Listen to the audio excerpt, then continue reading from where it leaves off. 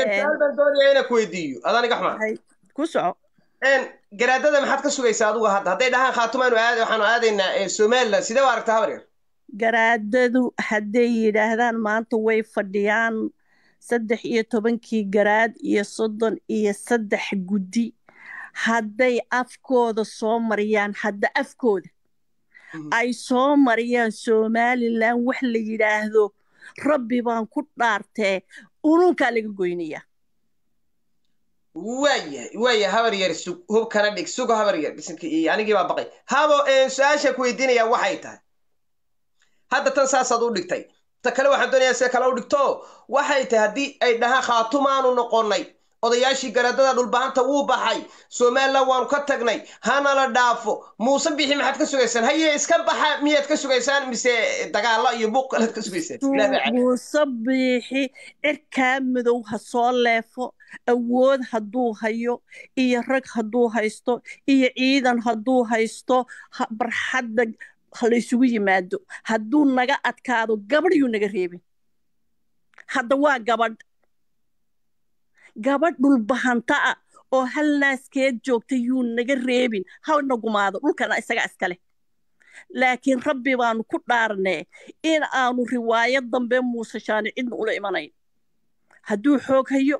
hadduu xeelad hayo hadduu lacag hayo hadduu abtiyow hayo hadduu seediyow hayo hadduu ingiriiskiibaa ina wada gumaysan jiray hayo hadduu hayo Margaret Thatcher hooyadeed baa yoocada ku kaadiday hayo hadduu yidhaahdo halkan ingiriiskiibaa lug mariyey hayo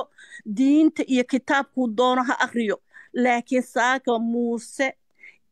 waxaa noo dhexeeya qori aaradii ama nabad buu ka talinayaa ama boqonaha inta leys cadaashado ayaa colaad gaagma reebta ihi golaha ka dhacaysa waayahay haba quruxay ilaah baa caadil cabsi baad ii shiday dagaal baad diyaar u tihiin dhulbahanto waxaad leedihiin hadda aan idin maqlayaa garaadadu xataa afkooda kama soo saari karaan somaliland baanu la shaqaynaynaa dambe rabbi baan ku dhaartay garaadka axmed garaad waa baxayaa biri subaxe hadduu la soo noqdo nacnacdaas ununkaan ka goyna rabbi baan ku dhaartay inuusan buuhod la soo gelay inna lillahi wa inna ilayhi raaji'uun hadda garaadko meelaha kale fiidiyowga hala gaadhsiiyo waxba la gaadhsiin maayo waa og yahay waraaqaan u dirnay taleefon baanu u dirnay waa haystaa warbixinta already waa haystaa jaalis kacdoonkaas blue wave baa la yidhaahdaa dadkan way ka soo dhammaatay ciyaar iyo indho kuulasha meesha ma taalo hadda ma soomaaliyaad u socotaanoo waxaad leedihiin hawiya noo talinaya war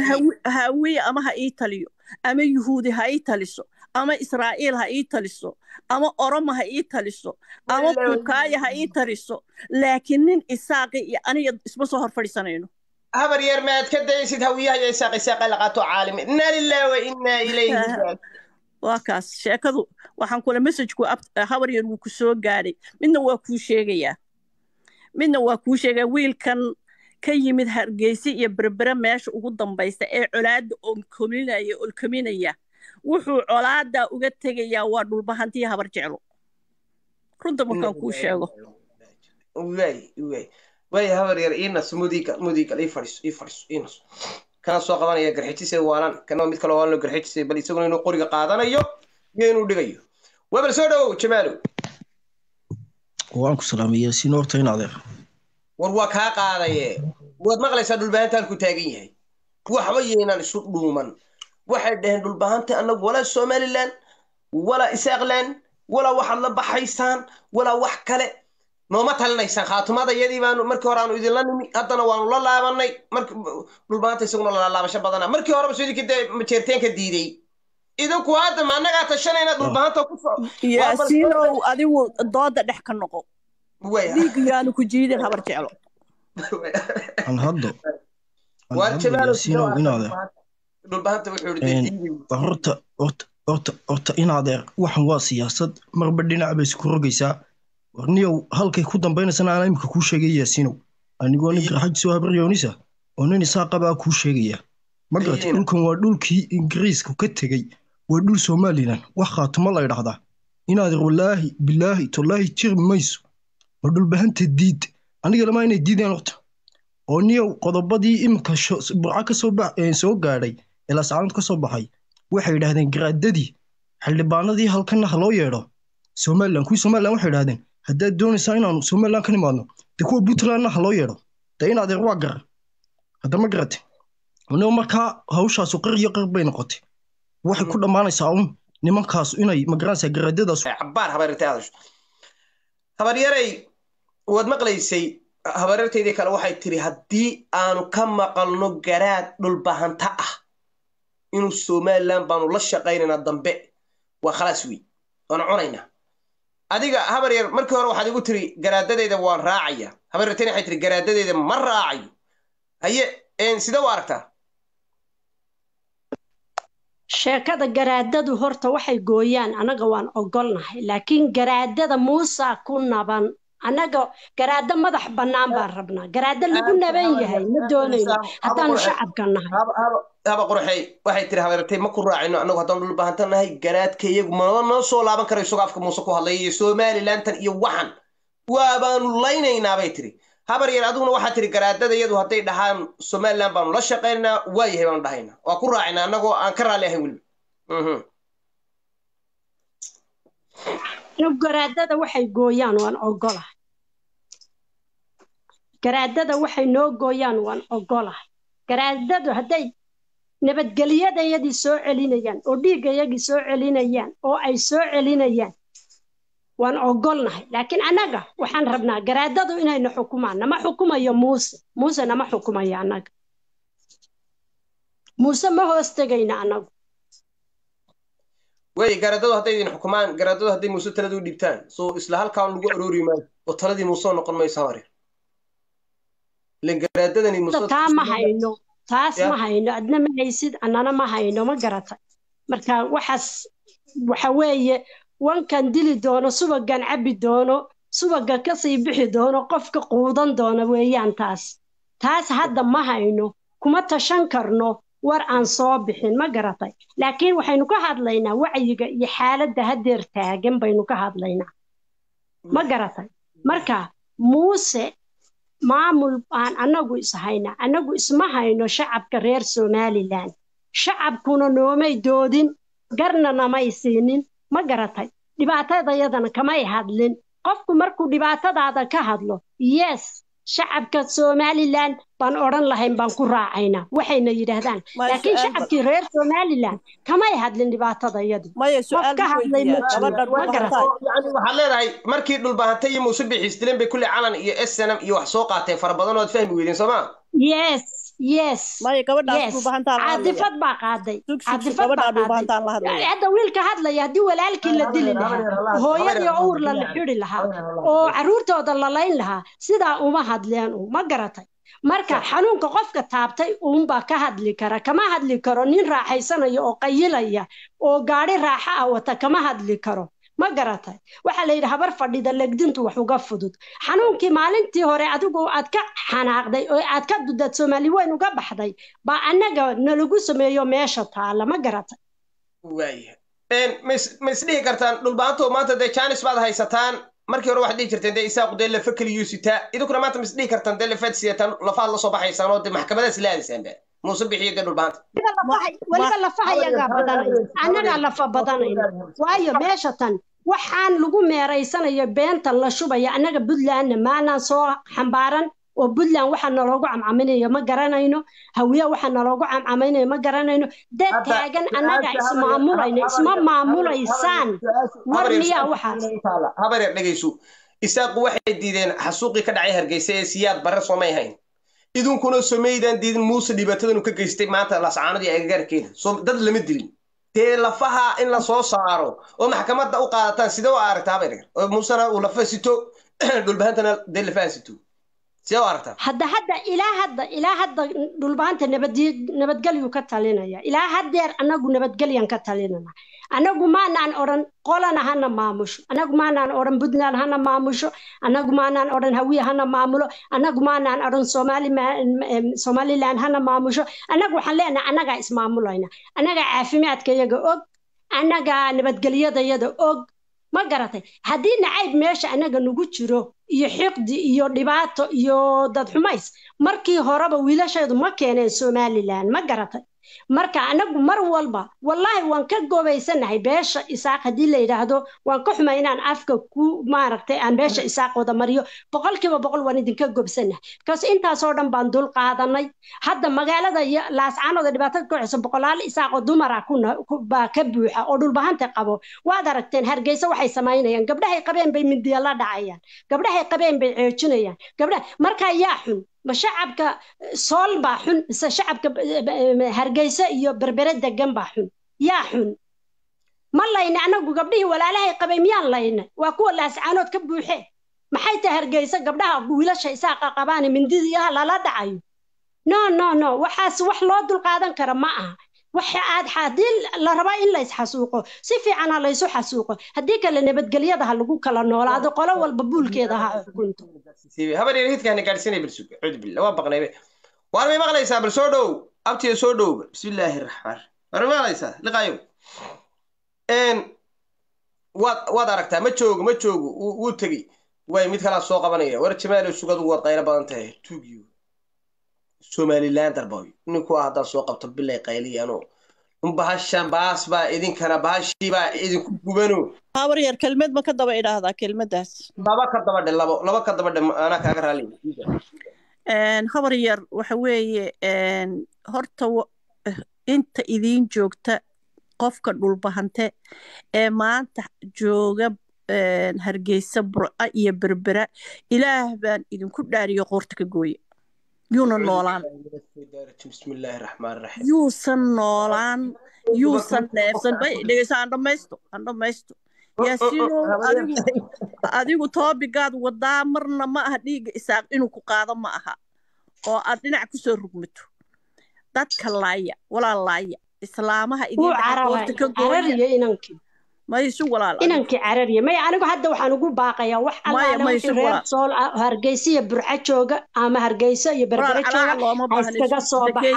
ha iskaga soo baxaan haddii kale anagu ma daawan karno maalin walba nimankay caruurta u dhaleen iyagoo mindiya la dhacaya iyagiyo gabdhahoodii ay mindiya la dhacayaan wax loo dul qaadan kara ma way joogaan adiga amusid please ilaan dadka waa la ixtiraamaye ku dhageysanayay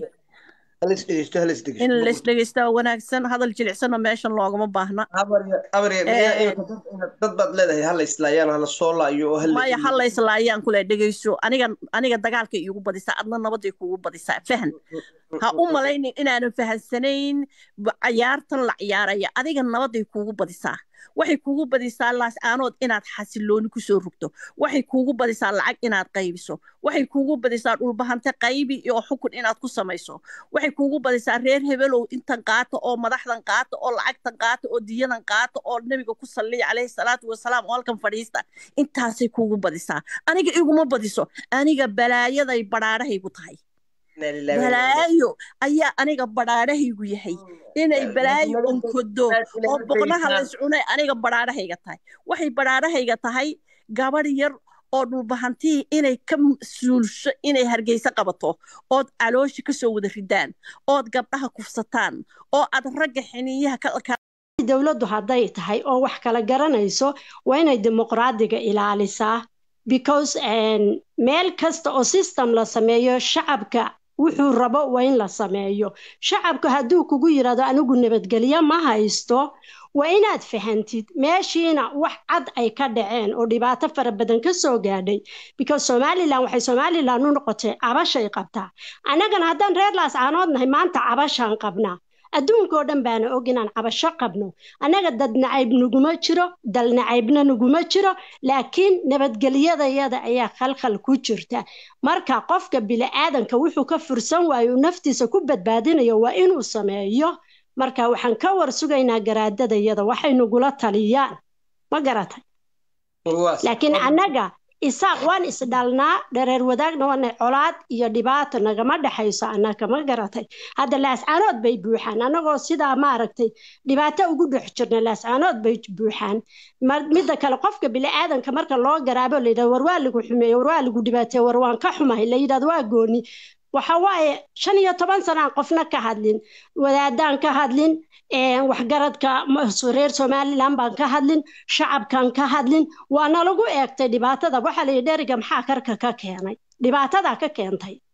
ma garatay hal mar oo dawladdu burburtay oo system uu Hargeysa dumiyay ba ilaa hadda reer Hargeysa u dul qaadan laayin anaga 15 sano aan samirnay ma garatay oo eldoorka iyaga la dilayo caruurteeda la dilayo oo dadka la xidhxidhayo oo dadka la ciqaabayo oo qofka bini'aadanka dhibaatada xataa sameey markaad qabatid hadda reer laas canato aad soo qabatid waa kan wanaarkay uu sameeyay shabaqle inta lagu rida Hargeysa la geynaya in lagu xidhay ma ogid in cadaaladda la marsiyay ma ogid in maxay ahayd qofkii ciqaabtii ila meel walba qof criminal oo dambiile ah uu joogaa ma garatay qolo walba way leedahay qof dambiile ah ma garatay in qofkii lagu yani sharcigii ku shaqeynayo ma garan kartidba because qofkii gobolkaagii laguma xidhayo maxay ahayd meel kale la geynaya indha dambe saari maysid adigana dhiigaagii baa qubtay maxaad samayn lahayd adigu adaan su'aasha ku dhiibay والسؤال فعلا واي إيسو قبل قبل marka anigu waxaan oran lahaa dadka reer noorad anaga magaca hadda Soomaaliland wallahi ina caadifada qaado ma fiicna laakiin waxa la yiri dambas aad kuleylkiisa ku guban kama leexatid magaca Soomaaliland baaba hadda aniga wuxuu igu yahay xanuun ma garatay dadna waxay leeyihiin waa Soomaaliland reer laas caanood waa Soomaaliland wixii meeshaad xanuun ka dareemto waa laga tagaa nabigiiba calayhi salaatu salaam wuxuu yiri nabadgale ahaa jira haddaad nolosha qawadaan nolosha maamulka Hargeysa ka dhisan haddaad noloshiisa iyo systemkiisa iyo say wax u wadaan ku qawadnay anagu inaan taayada ka tashano weeyaan marka dadka reer Soomaaliland waxaan leenahay dad walaalo aynu nahay maamulka anagu waan isahaynaa laakiin shacabku inuu soo dhaxgalo ma aha because shacabku markii la dhibaateeyay may noo hadlin inay hadeer soo hadlaan ma aha dadka noorad wada degan in la isku dilo la isku diro oo la isku dhibaateeyo ma fiicna dadka isku deegaanka ana iyagu inay dantooda ka fikiraan waxa weeye garxajis iyo habar jecelo because anagu habar awal isma gaadhno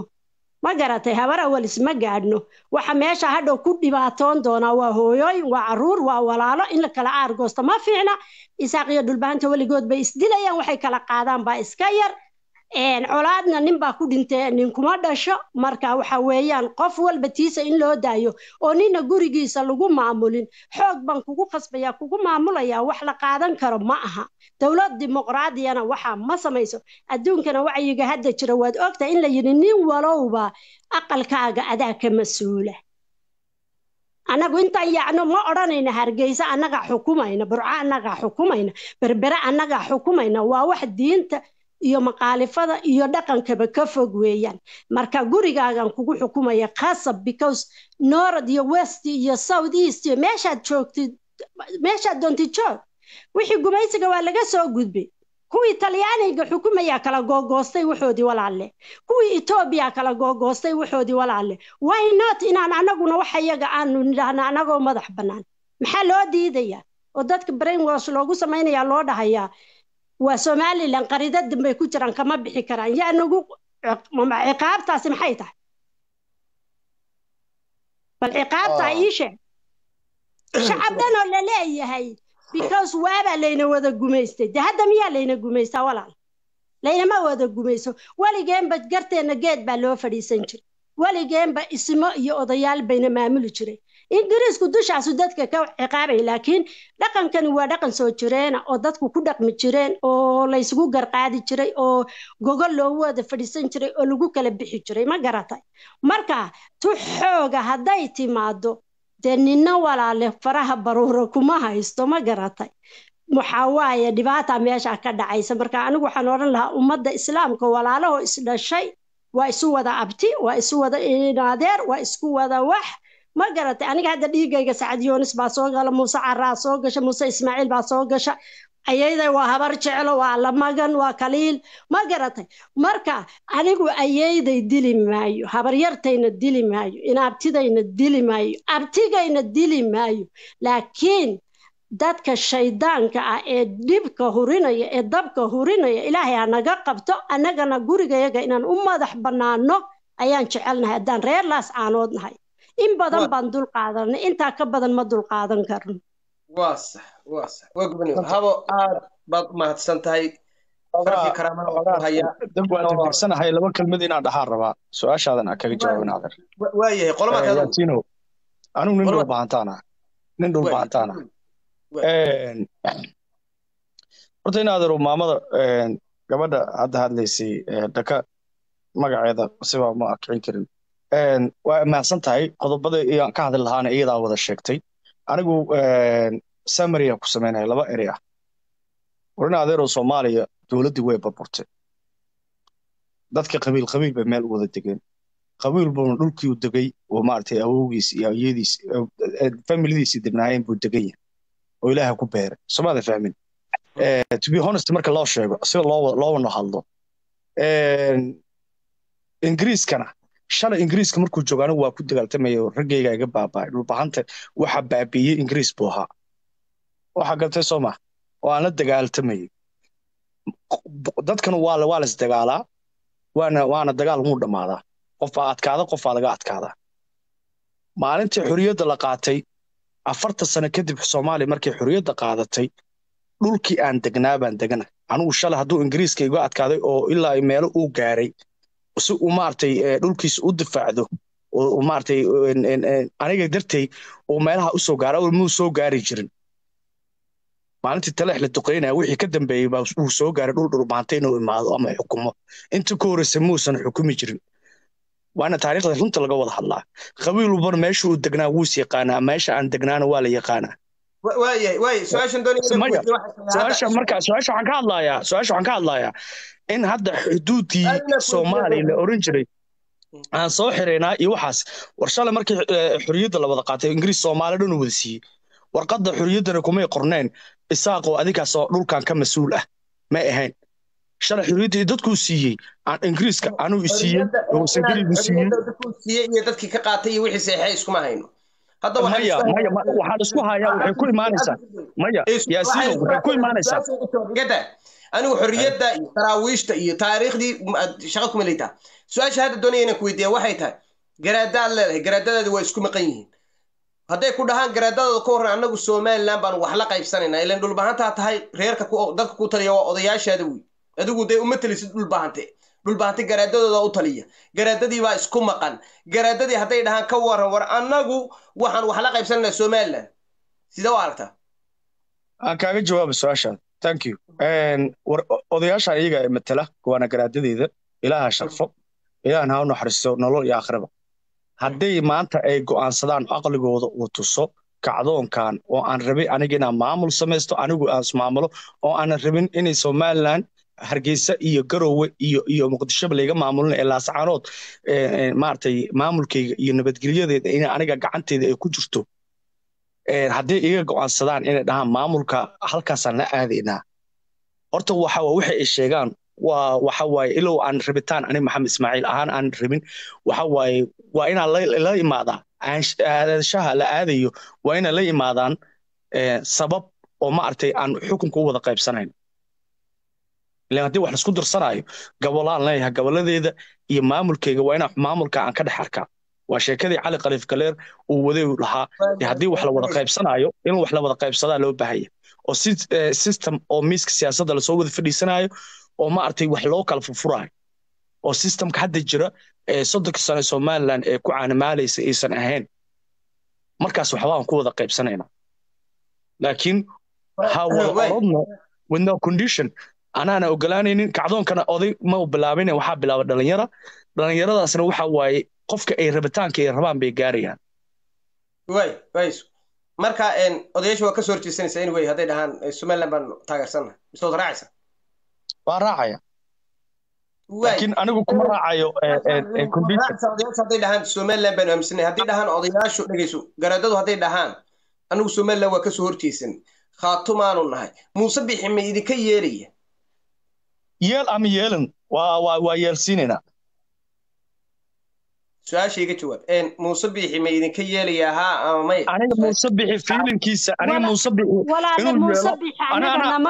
ugu jawaab inaad arsugan aniga Muuse Bixi yeelitaankiisa fiiri yaasiin aniga Muuse Bixi yeelitaankiisa iyo inuu yeelo iyo inuu yeelin wax maanta aniga igu weyn ma aha aniga dhulkan anaa u talinaya anaa iska leh anaana u tashanaya aniga muuse bixi hargeysa ama kula qabtaa anaa su'aasha ku weydiiyay aniga maanta hargeysa in maartay inaan u taliyo inay yeelayso inay yeelin maan weydiiya may I don't care aniga waxaan keerkareeyaa in aan maartay dhulka dhul baxanta dago 1 inch ina aniga qof kale igula talin simple and clear way mudiga soo dhow inaad soo dhow waan dhowahay yaasiinow inaad waan dhowahay nin isaaqa baan ahay nin habara wala baan ahay nin ciise musaa baan ahay inaad aad iyo aad baan ku salaamayaa soo dhow abti soo dhow su'aashan doonaya inaan ku weydiiyo waxay tahay abti garaadadii reerku waa isku maqan yihiin sax hadday dhahaan annagu muuse biixi iyo qaranka somaliland ma rabno mana arki karno nooga baxa dhulkayaga sida wiilkii hore sheegaya daaro dhulkayaga nooga baxa tallaabo kama joogi kartaan sidee u arkaan wad baata taabte haddii su-aasha abte aan xoogaa yaro dul istaago horta waxbaa dadka iskaga khaldan oo iskaga dhex jira shicibku inuu idhaahdo nooga baxa dhulka intaa waxaan doonaya horta inaan yaro dul istaago dee waxaas wax suurto gelaya maaha somalilandna ciyaarayaal dhulkan kaga bixi mayso waxaan doonayaa dadka inaan yar fahansiiyo horta yaa dhulkan leh dhulbahanta iskaloo ilaahay ku beeray dhulbahanta ha lahaado dowladda somaliland markay qabsatay 2007 bay qabsatay may maqashaabti si fiican sidaha dowladda somaliland 2007 bay qabsatay gobolka sool ciday ka qabsatayna mastarliqaayo u yarinaya aan ka yaasiinow habaryartaabaa saaran requestiga soo qabo intaasaan u soo qabsaday maxaa ku qoran walaal caqliga ka xorow soo qabo caqliga ka xorow gaabti caqliga ka xorow baa saaran soo qabaa ay waa salaamaya thank you inaad soo dhow habaryar soo dhow su'aalaha iyo waxaan ku maqanahay aan dadka weydiinay soo dhawaad mood ii gala inadeerow haya abti ku soco soo yaasiinow inaad horta waxa maxay ahayd tolay 2007 baa gobolka sool ay la wareegtay somaliland ciddii inaad ay kala wareegtayna waxay ahayd maamul goboleedka puntland dhulbahanta kulamay dagaalamin cidi kagamay dhiman wixii meesha lagu leynayay maxay tolay laga qabsaday majeerte waxay ahaayeen dowladda maamulka puntland inaadarow run markii la isku sheegayo gobolka sool waa gobol ka mid ah gobolada somaliland caawiye bariba haddii shacabka reer sool ay leeyihiin hanaga baxda somaliland inaadan cidna asmici mayso cidna qori mayso waxaana inaadan waa kacdoon shicibkana waxunba yar tabanayaan taana waxaan rajaynaya insha allah in iska dhammaan doonto oo aan waxba sidaas usii jirnay awalba khaatumadan khaatumeysteed wax la idhaa baa ka jirayoo dhowrkii sanaba mar bay soo yara kacdaa markaana inaadan waa la xaliyaa way iska degtaa wax saa usii buuran maaha anigu waxaan leeyahay oo aan odhan lahaa ku talin lahaa shacabkan iyo maatidan iyo dumarkan la kicinayo ee lasii waalayo waxaan geedkaa ma gaadhsiisnee yaan la waalin maanta anigu waxaan aaminsanay haddii gobolka sool ay ka baxdo somaliland maba dhici doonta haddii dee xagga ilaahay ay kaba dhacdaba iskaga tagtaba walaahi wabilaahi tolaa in dhulbahanta isaga laftiisu isku maranayo xalka dhulbahanta in somaliland ku jiraan anigu aaminsanahay waayo ayagoo inaadan iskumaado oo reer isku laaya oo maxay ahayd tolay ayaan inaadan intaaba anigu aan ku dhex jiray ka shaqaynayay taladooda maanta haddaan ka dhex baxo majeerteenna waxaa la yidhi horta inaan waxaa la yidhi anin yar ku mahmaha yar dhex gashadee waxaa la yidhi inan iyo aabihii baa suuli ku wada maydhay dabeetana adigu inanka yaraabaa suuligii ku sii dumar baa inala saaran ka inaadeer anigu horta inaadan wuxun baan halkan ka yaraa baraarujinaya warniyow dhulbahanto wixii dantiinaa garta ka waran haddii naga tagaba damaad kula dagaalamsa dhulkooda muuse bixi se u aragta somaliland iyo dee 30 sane la soo siiyey iyo hawlihii naga soo galay muuse bixi se u aragta dagaal iyo la way dhici karaa garaadadu way dhihi karaan somaliland baan wax la qaybsanaa markii horeba iyaga wax la qaybsanayay hadday dhahaan war waanu kala tagnay dee ina kala kaxeeya sidaan puntland dee u kala tagnay kuwana waanu uga tagnay ilan puntland ba iyagaa ka yimi adiga hadday yidhi dee inaad way ka yimaadeen iyaga soo diideen innaga isla hadalnay waynu soo aqbalnay haddana hadday dhahaan war waan isku dhacnay ina kala kaxeeya ma ka tegeysaa may inaadan macquul noqon mayso xadiis haddii la akhriyana ka tegi maayo gobolka sool inta nin inta sarkaal inta boqortooye uga qabo inaadan ee ku dhimatay qabsashadiisa quraatana inaadan kama samraynba waana dhul inaadan Somaliland ay leedahay caawiyo bariba inaadan haddii la suuxayo haddii la garirayo anigu markaa waxaa leeyahay ka bixi maayo abti mudiga soo dhow habar yar soo dhow salaamu calaykum وعليكم السلام بقرتوي سودو habar yar horta aad iyo aad baan kuu salaamay bini aadan haddaynu nahay waxa wanaagsan la hadlayo in la kala saaro wixii emotion ah iyo wixii facts ah ma aha in qalbiga iyo waxaad jeceshahay aad ka hadasho laakiin waxaa laga hadlaa maskaxda wixii suurtagal ah iyo wixii ku hor yaala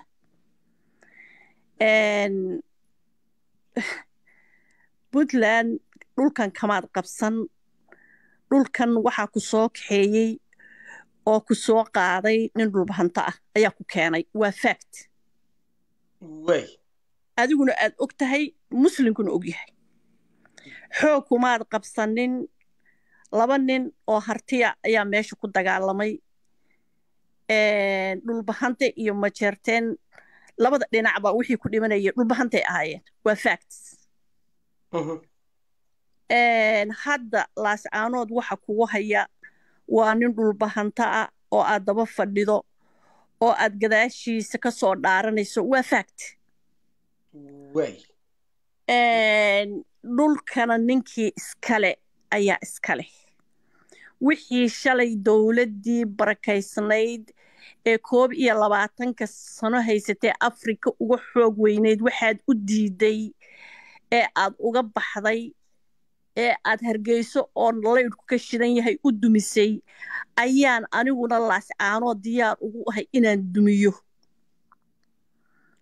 wixii adigu Soomaalidii aad ka mid ka ahayd ee 60kii aad aynu wada qabanood ka tirsanayd aad uga go'day baa anigana ii ogolaanaya adiga inaan kaa go'o waxaan ku eri ma aha waxaagu la jiifiyaano bannaan la joojiyaano bannaan kuu shaqayn mayso